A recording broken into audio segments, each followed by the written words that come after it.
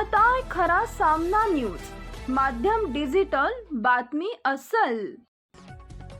विधान परिषदेच्या निवडणुकीची घोषणा झाल्यानंतर राज्यात पुन्हा एकदा राजकीय घडामोडींना वेग आलाय। यावेळी एकूण 17 जागांसाठी निवडणूक होणार आहे। या निवडणुकीत महायुतीमध्ये जागा वाटपादरम्यान रस्सीखेच सुरू राहणार आहे। आपल्या पक्षाला जास्तीत जास्त जागा मिळायला हव्यात यासाठी प्रत्येक जण प्रयत्न करते। एकीकडे जागा वाटपावरून रस्सीखेच सुरू असताना दुसरीकडे महायुतीतील तीनही घटक पक्षांमधील जागा वाटपाचं सत्र समोर आलंय।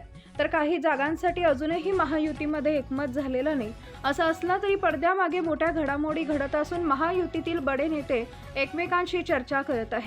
दरम्यान आता मुख्यमंत्री देवेंद्र फडणवीस यांनीच नेमकं कोणत्या चिन्हावरून जागांवरून तिढा अद्याप कायम आहे याची अप्रत्यक्षपणे माहिती दिली आहे। आज किंवा उद्या मुख्यमंत्री आणि दोन्ही उपमुख्यमंत्री यांच्यात बैठक होण्याची शक्यता आहे। तत्पूर्वी हिंगोली परभणीची जागा शिवसेना लढवण्याची शक्यता आहे, तर रायगड रत्नागिरी सिंधुदुर्गची जागा राष्ट्रवादी काँग्रेसकडे जाण्याची शक्यता व्यक्त केली जाते। राष्ट्रवादीकडून पुण्याच्या जागेवरही दावा केला जातोय। राष्ट्रवादीनेच कोकण हिंगोली परभणीच्या जागेवरही दावा केल्याची माहिती मिळते। याच जागा वाटपाच्या तिढ्याबाबत मुख्यमंत्री देवेंद्र फडणवीस यांनी माहिती दिली। माध्यम प्रतिनिधींशी बोलताना ते म्हणाले की नाशिक आणि छत्रपती संभाजीनगरच्या जागेबाबत शिवसेनेची आमची चर्चा सुरू आहे।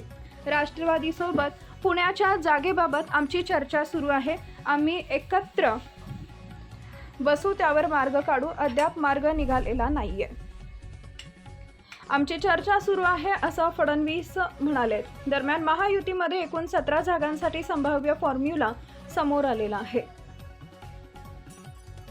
सूत्रांच्या माहितीनुसार या निवडणुकीत भाजपकडे 12 जागा असण्याची शक्यता आहे। शिंदे गट एकूण 4 जागा लढवू शकतो, तर राष्ट्रवादीला एक जागा मिळण्याची शक्यता आहे। कोणाला किती जागा मिळणार हे लवकरच स्पष्ट होणार आहे। त्याआधी आगामी दिवसात काय काय घडणार हे पाहणं महत्त्वाचं ठरणार आहे। Subscribe now and press the bell icon. Never miss an update.